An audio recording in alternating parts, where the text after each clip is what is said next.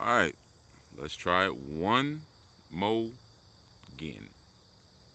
All right, so I'm gonna give you a moment to let me know if you can hear me, and if you can participate in the chat. There's something weird going on. Um, Maybe you'll see me over here. I know sometimes it takes a moment to see that. Oh, he's over there now. So just let me know if you can hear me. Yeah, it's something weird is happening because cool. Yeah, something weird happened. It shut down the chat. First, I pre-scheduled the session. Good dawning, everyone. And that's the second time it did that. It did the same thing yesterday. Whenever I pre-schedule a segment, it doesn't let me access it for some weird reason. But if I just do it live straight, then it seems to be okay. But I know you all were able to. I wasn't even able to get into that first one, so that's what happened there. Um, Maybe it's something I'm doing wrong. I'll read up on it. But when I actually did a quick Google search when I was troubleshooting, it seems like other people have had the same issue. So maybe it's just a bug that needs to get fixed. But all right, real quick, because now we're behind schedule. Today's a really tight day for me. I got a lot of people who need some help today, so I can't be too long. But I won't even say what I was saying in the last segment because that video I think it went up, but that was just really just a side statement anyway. But good dawning, everyone. Welcome everyone, and the day is now we're more well into it. Let me see. Oh, my moon is still there. Let's see if I don't know if you can see it. I showed it in the last segment. Real pretty moon, but the skies are much brighter now. You might not be able to see it, but yeah, real quick, I wanted to give you something that's kind of a follow up to yesterday, and maybe to help to clarify some of the challenges that you may have related to some of the things I spoke about yesterday in terms of like being able to um, kind of pause and have the courage and the faith to take a pause and not always moving forward so aggressively and with so much fear, and being so afraid to, and just understand a pause is not the same as a hesitation. Hesitations are usually birthed from doubt, but a pause can be birthed from a surety, and that I don't need to race forward. I don't need to charge forward. It's okay for me to listen, but and we spoke about the encouragement that we need for ourselves in those times. But there's another piece to that I want to share briefly. Um, Peace, Esme. Seeing you in a minute. Everybody's piling in. So willfully, I don't know how. I don't participate in other people's lives too much, so I don't know how the notifications go. But it looks like you were able to jump over in time, so that's cool. Um, so here's the other piece to that, right? Promises, promises. There was a song back in the days, an old school song called "Promises, Promises," um, by Christopher Williams. Well, I guess it'd be old school to y'all. Um, that song helped me out a lot. You know, I'm always thankful for my time that I got to spend in the well, in what the industry was then. I still do music, but the industry it's a much different place now. But back then it was, you know, yeah, it allotted a lot of opportunities, but promises they don't keep, but one of the things that I used to always say when I was in the industry, well, that form of the industry, because I had to say it. It was so important, because when you're dealing with music, and it may be different nowadays, but it's not that much different. But back then, it was very difficult to get access to things, like a studio or music equipment. Back then it was equipment, it was machinery. It wasn't. Now you could just have, like, you could literally do full orchestrations from your iPhone. You know what I mean? Even Fruity Loops. There's even programs that are installed on an Android phone. But you can do full orchestrations from your phone now, or step it up your iPad, or or your laptop or whatever. If you, or like, it's different now. So when someone says I'm in the studio now, that could mean anything. You know what I mean? They could just be in their bedroom or their basement or the living room or whatever. But back then, access to not only people who could quote unquote put you on and put you on meant getting you some kind of deal, whether it was a distribution deal, production deal, or what they called a record deal. Any of those different situations where you could actually, the goal was to get on the radio, to hear your song on the radio. The access to that, it was a very small community back then of people who had that access and that ability. But there was a lot of what we called back then fronting, or name dropping. There was a lot of that, especially if someone saw you had a certain kind of talent, or you had something they wanted to exploit and use.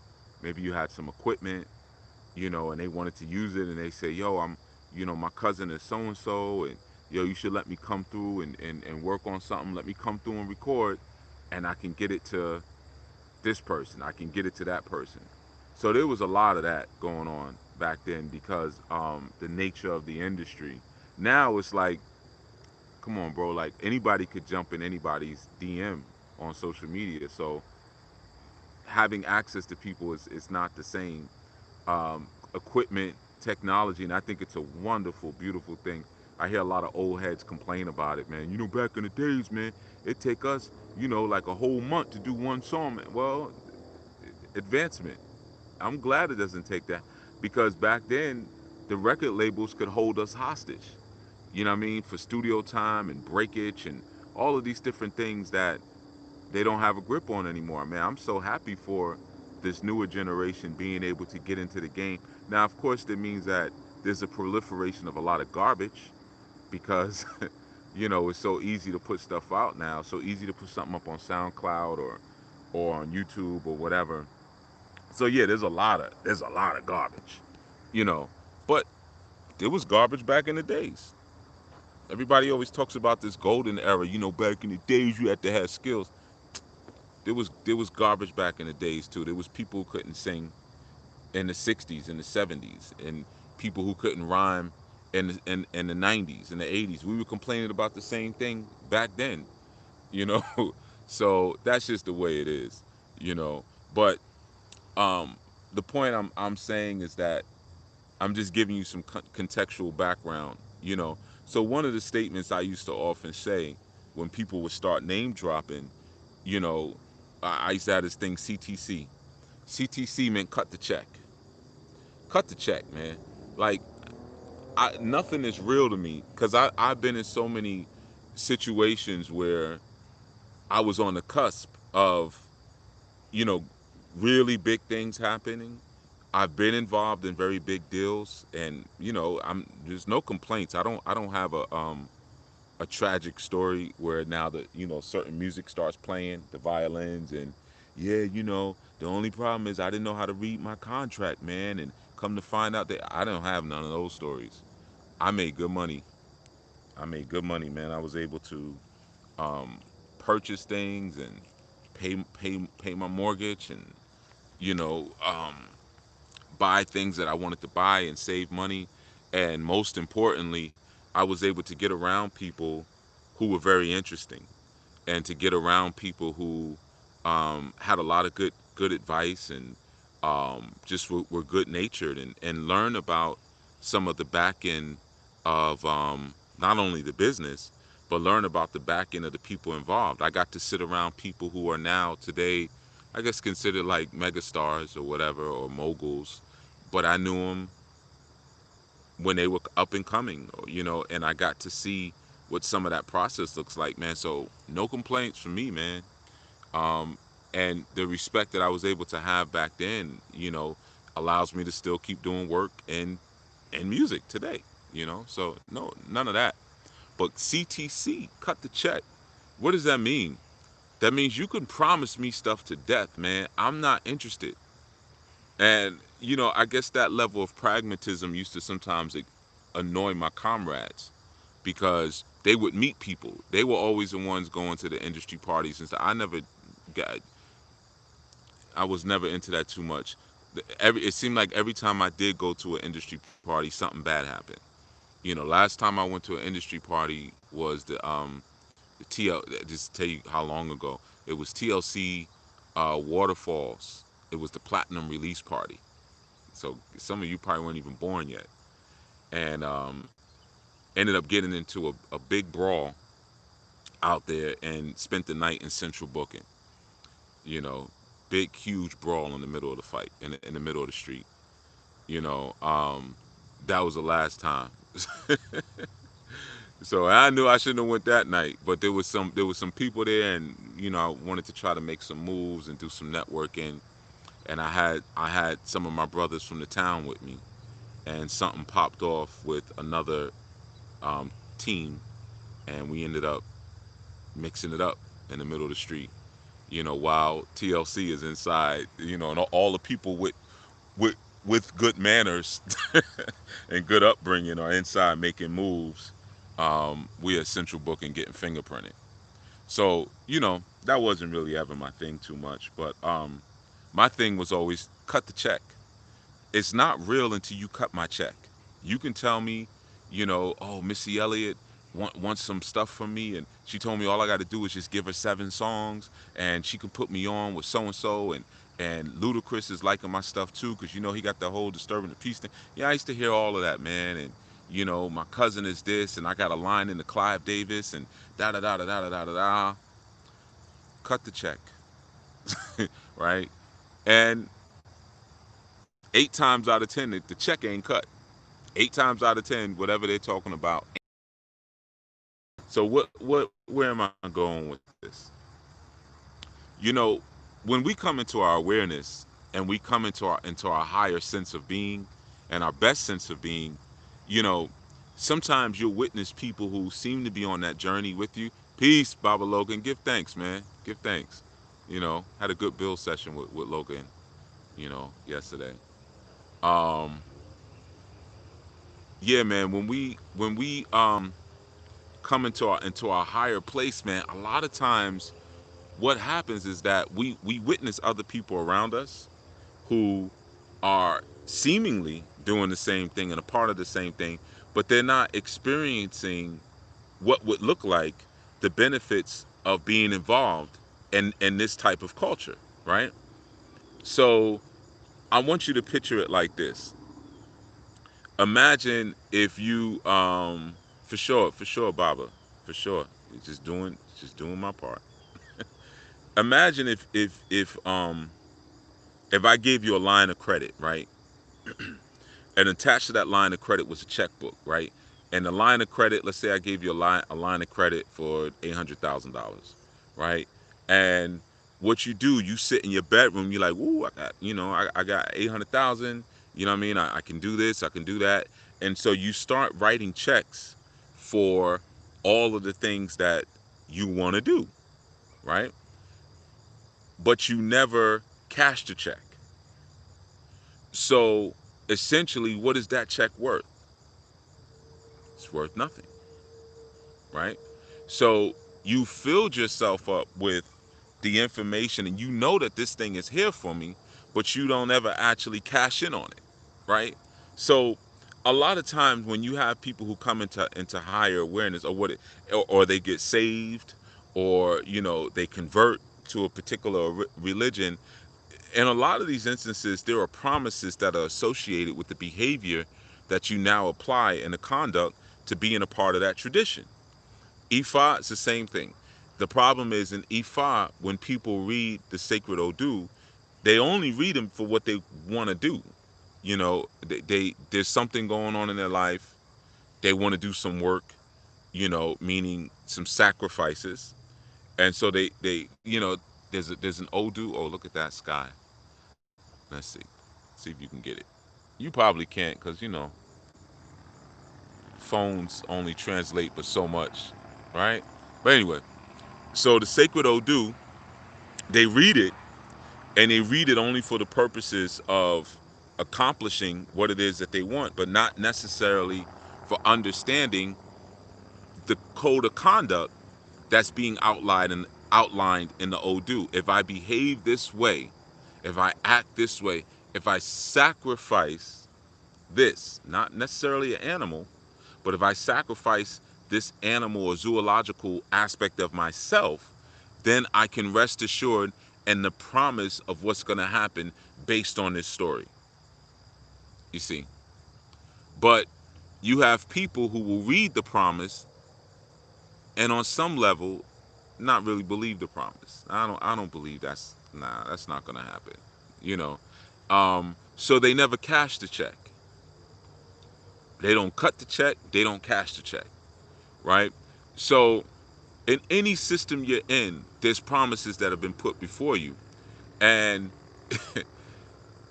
there's a wealth there. There's a wealth, right? I'll give you another great example. I used to work at a company. It was a cables communication company. They were based in New York, but they serviced the Midwest. And I was a desktop tech there. I was the desktop tech, which was desktop tech. I don't know what they would call it today, but basically something's broken on your computer, I fix it, right? Or your computer or your personal assistant. Back then they called them PDAs. This is before the era of smartphones. You know, so it was a cool gig.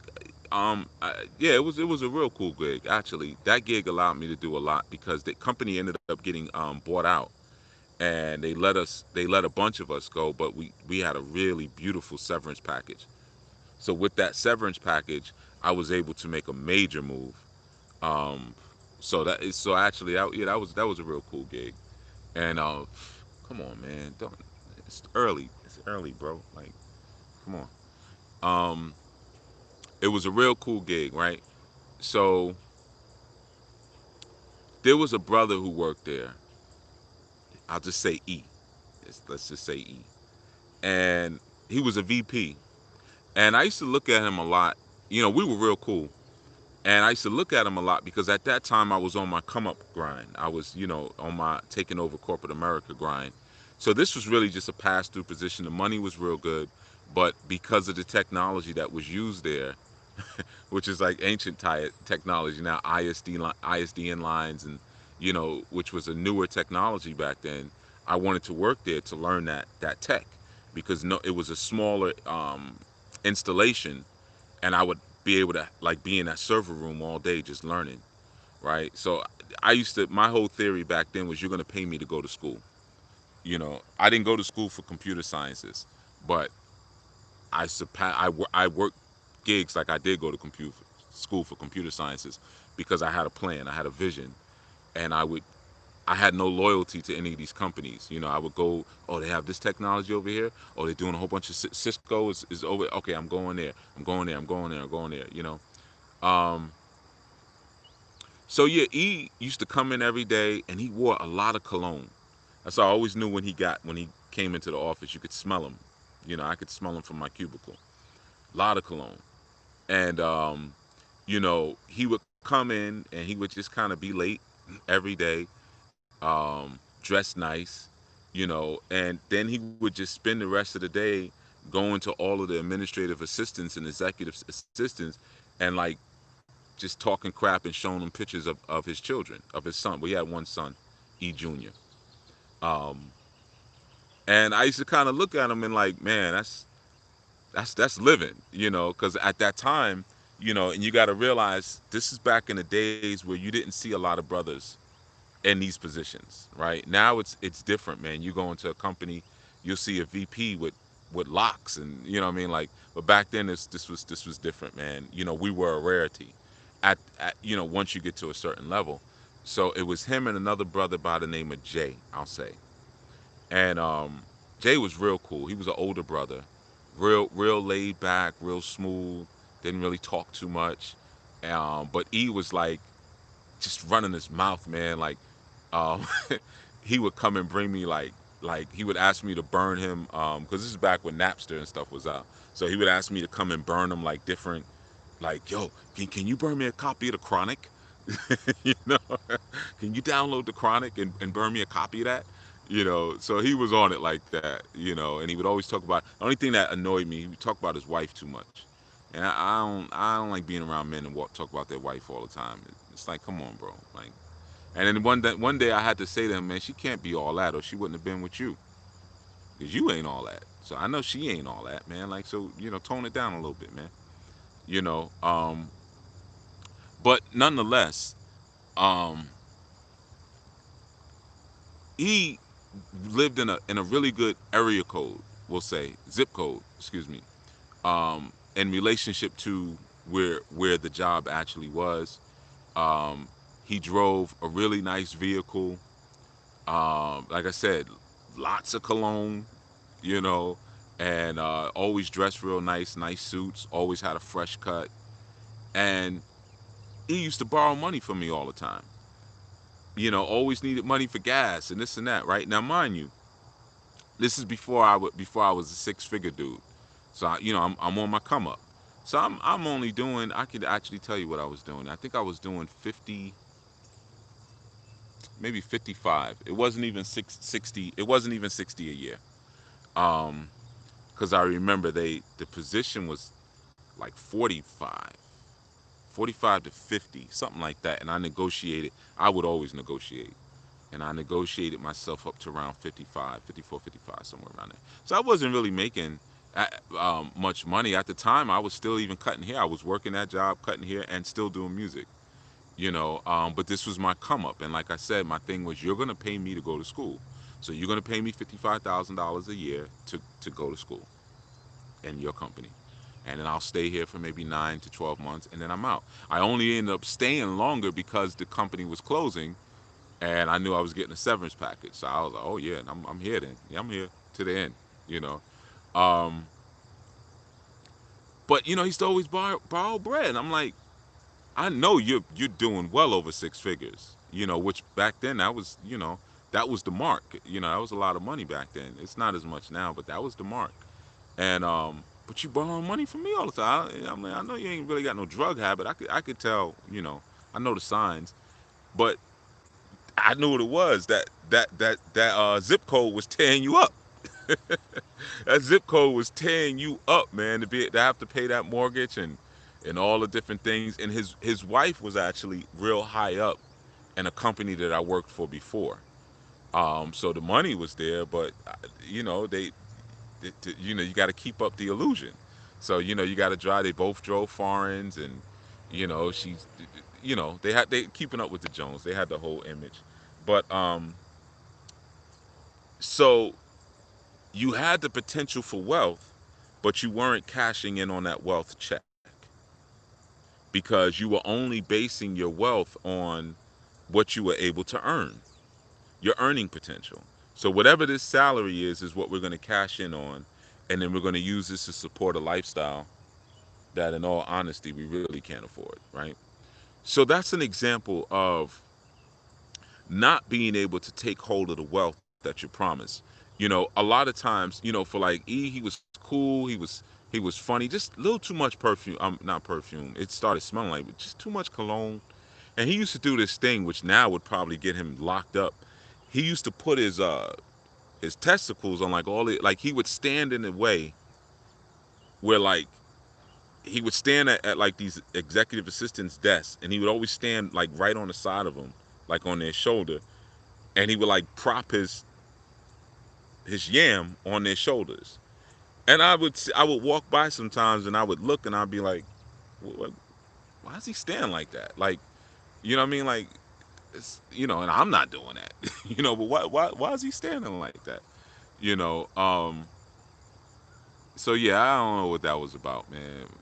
But back then, people got away with a lot of stuff, and I don't know if that was just him being weird, because he never stood. I mean, as soon as he would come into my cubicle, I would turn my chair. Hey, what's up, E? What's going on, bro? So we ain't playing them type of games, man. I had a guy, Gene, like that. I'm gonna say Gene's name. Gene used to own a plane. He used to keep pictures of his plane all in his office, and he used to like to come behind me and massage my shoulders, man. Like, and Gene wore all these with these rings, little short, little J guy. You know what J stands for. A little short J guy, and he had all these rings, and he would always try to come in. He would like sneak in. He would, hey, how's it going, man? Would you work? Hey, man, get off. You know what I'm saying? Like, what are you doing? You know what I'm saying? Like, there's a lot of weird stuff. A lot of weird stuff used to go on back then. So when Gene would come through, I would like immediately like, hey, how's it going, Gene? What's going on? And he used to jog at lunch. He used to jog around the parking lot at lunch. He'd come back all sweaty, and I'd always be like, there's no showers here. Like, he's just gonna sit back down on them sweaty balls and work the rest of the day. But yeah, man. Anyway, I've been in some weird environments, man. But they cut that check though. They cut that check. So I didn't have a problem, man. When that severance package came, hey, man, I got no issues, And then plus because the company was closing, I mean, I could say it now, but I got them for hella technology. I mean, I took servers up. Back then servers were like 10 grand a piece. I was, whew, I'm not gonna list everything. Well, let's just say they gave me their severance package, and I took my severance package. You know. Um, but anyway, so cutting the check, man, and capitalizing and cashing in on your wealth sometimes is difficult for people to do and to imagine. E had all his talent, all this what we call swag now, energy, beautiful wife, just beautiful family, lived in a great place, but didn't cash in on the wealth of what was promised to him, as one of the chosen, right? Um, Whereas me, I'm jumping from company to company, learning that, making connections because I'm cashing in on my wealth. Now, what is my wealth? My intellectualism,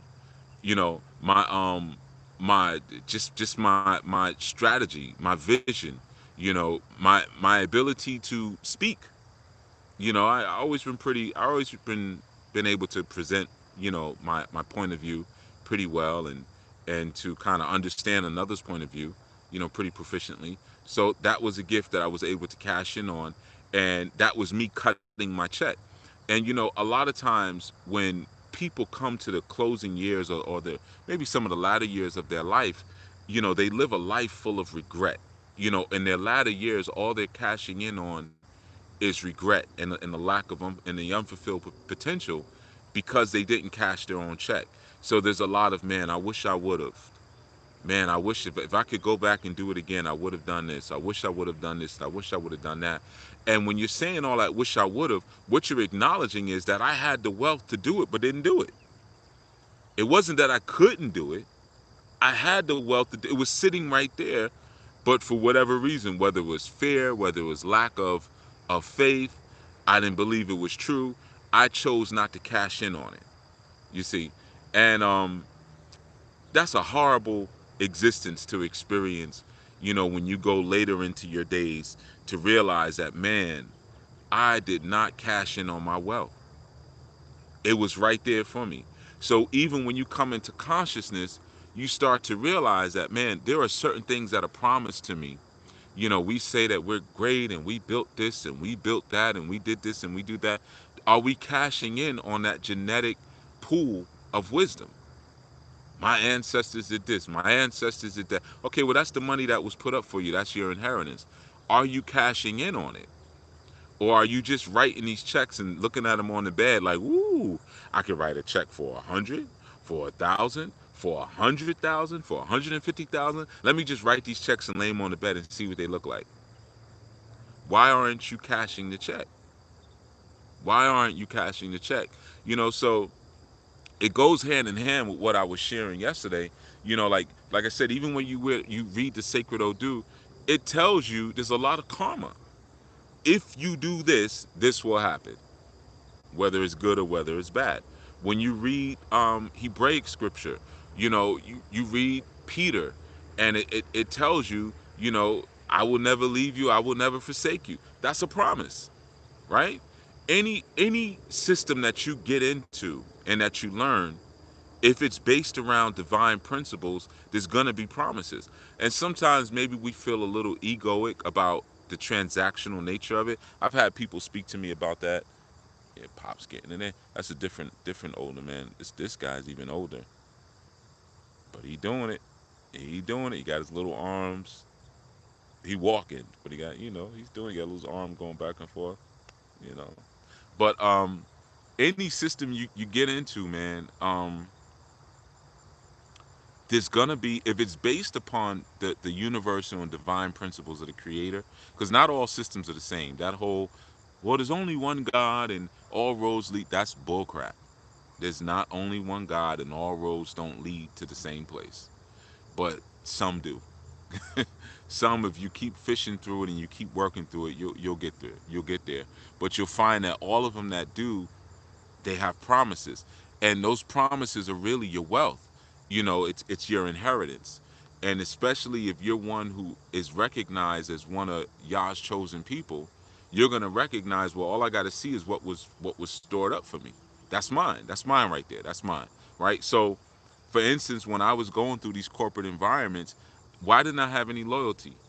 Because you don't I knew that they didn't set the tone for the arena that I was playing in. Within the first year or so, I realized y'all are not even that smart.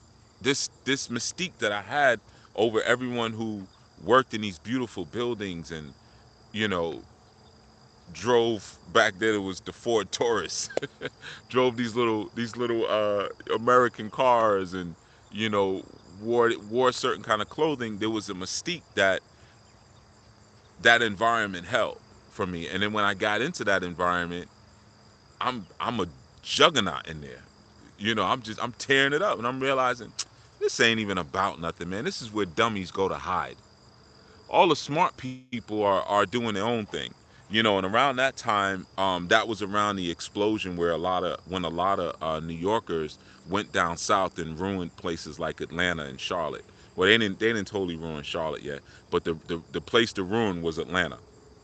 And you know, one of the things that a lot of people noted, they may not say it now out of ego, but I'm gonna tell you as a up norther, one of the things that was noted about the country cousins was that they all had their own businesses. A lot of people used to come back, yo man, I just came back from Atlanta, and let me tell you, man, you know, everybody there, they got a job, but they cut trees, they do landscaping, this and that, man. The sisters cater. That was a big thing, and I never heard any rapper talking about that, giving that kind of props. But around that time, especially when you cut hair, you interact with a lot of people. So I remember a lot of my customers was leaving, and yeah, man, I'm moving down south. I'm moving to Atlanta. Atlanta was the spot.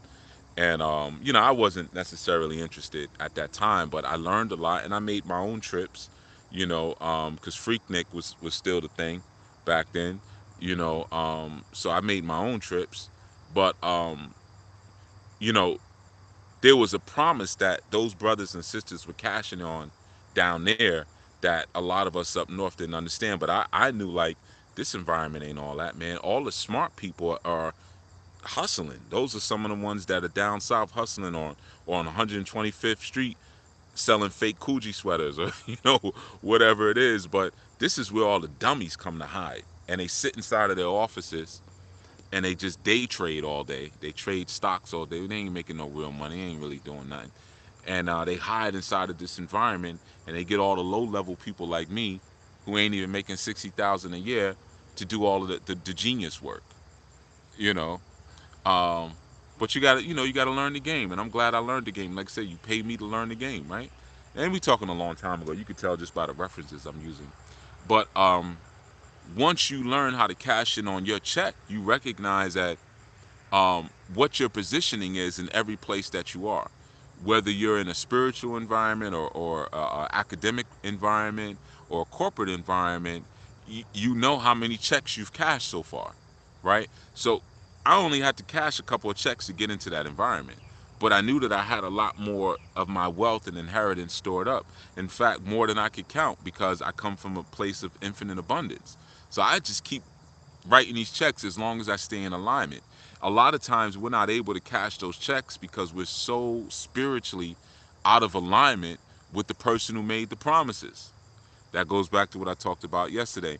You know, we want everybody else to promise us something, but the creator that actually created us. We don't want to listen to those promises. So when we're feeling uncertain, the first thing we'll do, we'll ask Chief Yuya or somebody like me, and we'll say, I'm going through this, I'm going to, what do you think is going to happen? You think I'll be okay? You think, ask the person who designed you. What are you asking me for? Why do you want me to write you a check? I ain't got but so many. You know what I mean? Personally, I gotta go get more. I gotta go re-up. So why don't you just go to the source and ask that question? Lack of belief, lack of faith, fear. What is the reason why you won't cash that check in? You know, so as you're commanding your day, man, I want you to sit back and think about, have I cashed my checks? You know, and I don't mean this, I know it sounds almost gimmicky, you know, but have you cashed your check today? You know, but it's just something I was thinking about earlier because I was just thinking about, you know, there's some music stuff I got to work on, and somebody did it to me recently. You know, that somebody name dropped on me recently, and not they didn't realize they were talking about a music project that they worked on years ago, and they were name dropping like a mug, and had no idea that I actually worked on that project. So I'm like, I didn't say it, but I'm like, you weren't there. You were not there. You know, and if you was, you never came into the building. I didn't see you in any of the studios. You weren't there. I was there for every song. I was there for every session. You weren't there, you know. So I was just kind of laughing to myself, and I'm like, man, 2020 people still doing that? You don't have to do it anymore, man, because anybody could be a star now. Anybody can get on now. It's a beautiful time, man. It's not like back in the days. You ain't got to try to convince me or not. And then on top of that, once you see a gray hair or two, what you think I'm really gonna be impressed by at this point? And then me coming up in New York, you know, like every when you come up in New York, everybody knows somebody. Like everybody went to high school with somebody, or it's cousins, or they dated your sister or something. It's not a big deal when you just name dropping to a New Yorker. We all know somebody famous. That's just what it is, you know. So I don't name drop anything like that. Because also when you name drop, sometimes you can make yourself look like a moron, because it's like, well, if you know all them people, man, what's your situation? What, you know, why they not messing with you like that? You know, what's your situation looking like? You know, so sometimes it's not cool. Or if I name drop and you hear the people I came up with doing music, you might be like, this one got a reality TV show. This one is, they just did a whole chronicle documentary off of that. Why you wasn't in it? You know, and you may have to tell more of the story. You know, so sometimes it's good just to shut up and let your work speak speak for itself. Just shut up. You know, let your work speak for itself. You know, but yeah, man. So I know it sounds cliche, but it's a real thing, man. Sometimes we're scared to cash in on those screen just crashed. So, but like I was just saying, is that sometimes you have to have the courage and the faith to cash in on what was set before you, and that's hard for a lot of people, man. Sometimes that fear is there, and sometimes they don't even know those promises exist. They don't even know they exist, man. You know, because they don't study. You know, but any system you get into, any system you decide to delve into, you need to start looking at, well, I would suggest that you start looking at, you know, if I stay in alignment with this, what is the result of doing that? You know, like, yeah, I'm in favor and things, but what things do I now not have to worry about?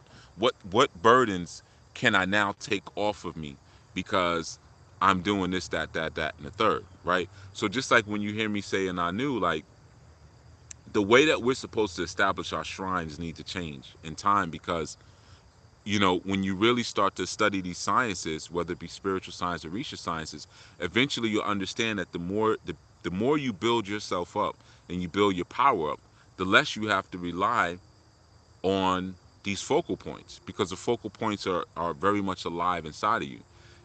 And one of the things that I'm always warning about is not worshiping idols.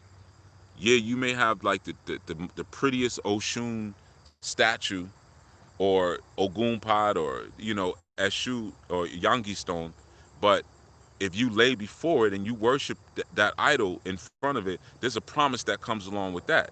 When you begin to idolize something in the material world, there's a promise for that as well. You know, cash your real check in. What is your real check? Well, I've been saying this for my first podcast. These entities serve you, you don't serve them. But how many of you are terrified by that thought? They're not here for you to serve. That's a check. That's an inheritance that somebody gave you. Somebody mastered the energy of air and water and fire and earth and metal and ether, and all of these different warm air and cool air and moving water and salt water and all of these different elements, and were able to anthropomorphize them to a degree where they could put names to them, and said, okay, now based on my relationship that I've created with these entities and how I've named them, I now give that to you. And all you have to do is tap into that stream of cognition that I gave you from the beginning, and now you can control these elements. But you're scared to do that. So you say, okay, well, let me give the element an offering and ask it to do something. That's not what I promised you. That's not what I talked about. That's not what I promised you. You see. So cashing in on your promises, man, if you don't do that, it's number one, the first step, and I spoke yesterday about steps. We try to skip steps. The first thing is obedience. You got to live by the laws, man. That's the very first thing. It's obedience. You can't have a mastery over earth elements and you still eating earth fungus. There's certain plants life that the earth will produce in order to cleanse itself, and you over here eating planetary pimples, planetary bowel movements, and then still trying to master the elements. You're over here eating animals. I'll just say that are unclean. You want to eat animals, you eat animals, but you're eating them in the wrong way. And then you want to be able to master blood in those streams. You know, you're wearing clothes that are harmful and injurious to who and what you are. Or saying words that are harmful and injurious to who and what you are. But you want to master things. See, you got to get to step one first, where you can get yourself in alignment. It's no different than if you have a temple and you say, yeah, man, to come in this temple and to understand this stuff, you got to take your shoes off. And I come in, I don't want to take my shoes off. Well, everything stops now. We're not going to teach you anything, man. We're going to haul you out of here because you don't want to respect the environment, right? Now, you could have cashed in on the promises that we have up here at this altar, but you can't even make it past the front door. So being able to not only cash that check, man, but to have a surety on what's been handed to you is critical. And that comes first through the obedience. And then you have to start probing and searching your system for what's been promised to you. What burdens can I take off of me? That's the first thing you want to look at. What do I not have to worry about? If in your system it says that I'm always going to protect you, if it says that if you abase yourself before me or you study me, then I'll open up the world's wisdom to you. I don't have to worry about that now. Okay, cool. So I'll just do that, and then the wisdom comes to me. Whatever it is that your system is promising, or I will see to your needs according to my riches and glory. Okay, cool. So I'm cool there, right? But those promises are key, man. They're key. So I just wanted to share that, man. Just take a look at yourself and think about the talents and the gifts that you have, and ask yourself if you've cashed your checks, man. Ask yourself if you've cashed your checks. If you're big and strong and beautiful and powerful, are you cashing that check? If you're well spoken, are you cashing that check? Beyond just like small small earthly things. You may be big and strong and powerful and like, okay, cool. Well, I'm gonna go be an exotic dancer and make some little bit of money so I can put some rims on the lack. You know, try to see beyond that if you can. You know, depending on where your vision is, see if you can see beyond that. But you know, give yourself the opportunity. This motherfucker here. Give yourself the opportunity to ignore that motherfucker. You know, always somebody trying to somebody's just looking and trying to see like what I'm up to. But I'm sorry, I got distracted for a second. You know, yeah, take your ass back over there. You know, but some goddamn flip flops on. What you gonna do with some goddamn thong flip flops on? You know. Um. So yeah, they're in my space. I don't like people. I don't know. I know somebody said something slick about that to me once. You know, because I don't like when people stare at me. And he's like, "Yeah, I know you from New York. You do not like when people look at you." No, I don't. Like, respect everybody's personal space, man. It's rude, you know. But I'm sorry to get distracted like that. I shouldn't allow that to distract me. But yeah, it was a. I don't know what the male version of a Karen is. That's funny. You caught that. It was a Karen situation, but I don't know the male version. It was that. It was exactly that. You know. Um, yeah. But a Kevin. Oh, okay. Yeah. It was a Kevin Dogood. I don't know what Kevin's last name. If it's just Kevin, like Madonna, if it's just one name, or if it's But yeah, man, Kevin Dogood, Kevin, Darren, Ken. Oh, okay, there's a couple of them. All right, yeah, yeah, yeah.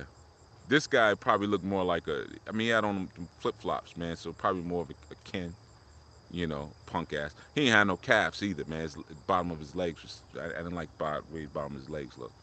He had no calves. But yeah, man, I don't like it. I'm sorry. That knocked me off my square. I didn't like that. I'm sorry for y'all to kind of be off like that. Um, so yeah, man, I'm gonna let it push forward. Plus my battery is going anyway. Um, but just yeah, give some thought to that, man. What is it that you're not capitalizing on? You know, my mother used to always say, because I had an issue when I was when I, since I was a child, and she'd always be like, yeah, because we're beautiful. Look at us. We're beautiful. That's why they're staring. Look at us. You know, that's cashing in, right? She would cash in like, of course you're staring at me. You've never seen anything that looks like us. And then she would always say it out loud. We'd be in a restaurant. I'd be like, Mommy, everybody's looking at us. Because, back in the days, my mother was always on some other stuff, man. So we would be like at sushi restaurants. She would take us to like different plays and just different events that you really wouldn't see, bunch of black youth and dashikis with what I mean, like back then. Now it's yeah, things are more open. But she was just like loud and got that Nina Simone kind of thing, and she'd be like, "Oh, we're the best." And she'd look around, laugh. Oh, well, no, because we're the best looking people in here. That's what it is. We're the best looking people in. Look, and I put my head down, and she'd be like, "No, look. Point out one person in here who looks better than we do." She'd say it just like that. She's like, "No, look at how handsome you are. You're all so handsome and beautiful, and look at me. Look, no, there's no one in here better looking. That's why they're staring at us. Don't even worry about that. They've never seen anything like this, you know." And mothers need that, man. Mothers are very valuable in that sense. I mean, mothers have that gift of lying. That's why women lie a lot, because sometimes you got to gas your children up in a certain way to strengthen them. And I was a child that needed that sometimes because I was very shy. So she would be able to pull me out of that. With you're a prince, and but anyway, that's on a whole nother subject. Maybe we'll hit that another time. All right, I'm gonna get out of here. My battery is about to go. I don't know why, but it's about to go. And cash them checks. All right, everyone, enjoy your day. Whoa, and be safe.